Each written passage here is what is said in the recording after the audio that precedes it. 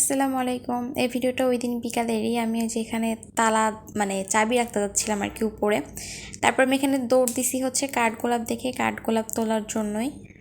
কাঠগোলাপ দেখলে আমার মাথা কাজ করে না, তো এখানে কাঠগোলাপ গাছ দেখেই দেখলাম যেখানে ফুল তো থাকবেই। আর দিশাকে বলছিলাম দেখ এই পাশে এই পাশে এই পাশে কতগুলা কাঠগোলাপের গাছ।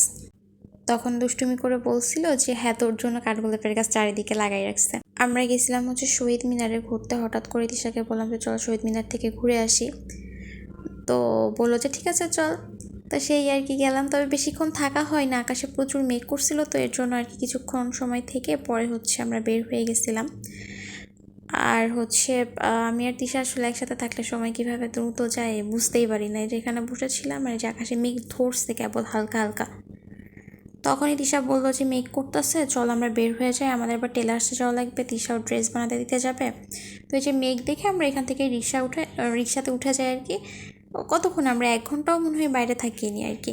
এই যে এখানে রিক্সাতে উঠছি, এর মধ্যে ঝুম বৃষ্টি শুরু হয়ে গেছে। ওর এত শখ বৃষ্টিতে ভিজে, একটু ভিজে নিক।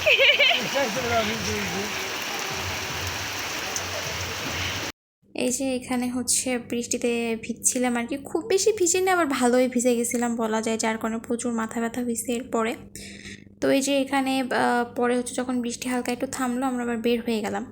আর যে টেলার্স আসার পরে এটাকে আমি ডুমুর গাছ ভাবছিলাম টেলার্সের পাশে, তো পরে আর কি হাত দিয়ে দেখলাম যে না এটা ডুমুর গাছ না, এটা হচ্ছে খোকসা গাছ, কারণ এর গা খসখসে।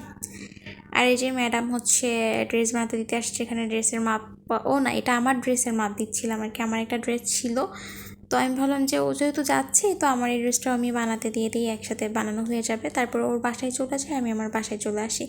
এরপরের ভিডিও নেই এই পর্যন্তের ভিডিও। সবাই ভালো থাকবেন, আল্লাহ হাফেজ।